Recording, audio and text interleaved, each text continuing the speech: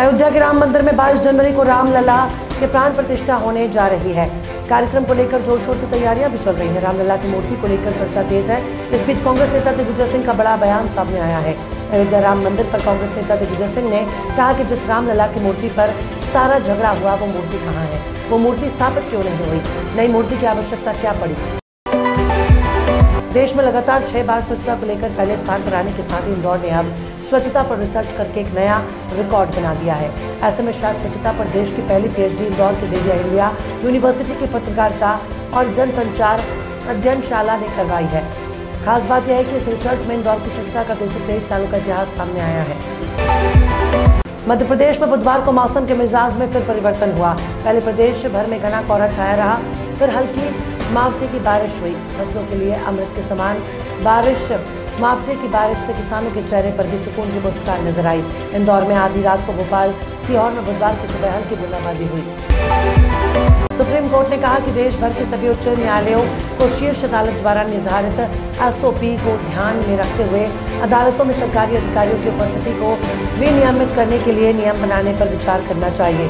अदालत ने यह आदेश इलाहाबाद हाईकोर्ट से संबंधित एक मामले में दिया।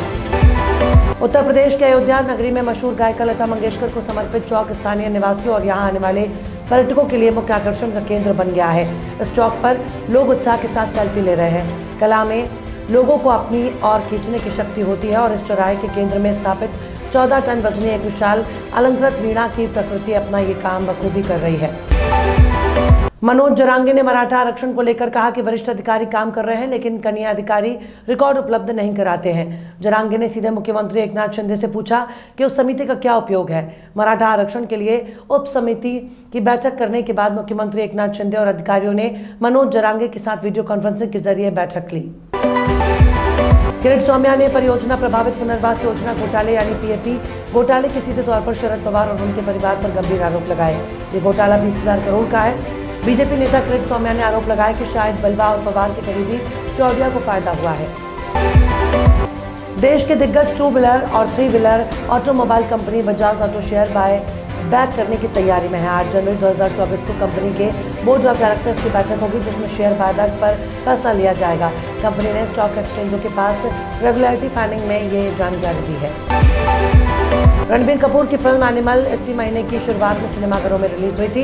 इस फिल्म का फैंस बेसब्री से इंतजार कर रहे थे और जब ये रिलीज हुई तो उसने बॉक्स ऑफिस पर धमाल मचा दिया। एनिमल ने रिलीज के 4 दिन में 200 करोड़ के क्लब की एंट्री कर ली थी।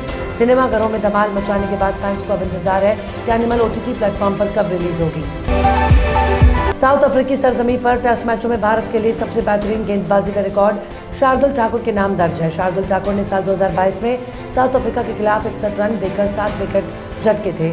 इस फेरिस्त में हरभजन सिंह दूसरे नंबर पर है। हरभजन सिंह ने साल 2011 में साउथ अफ्रीका के खिलाफ 120 रन देकर 7 खिलाड़ियों को आउट किया था।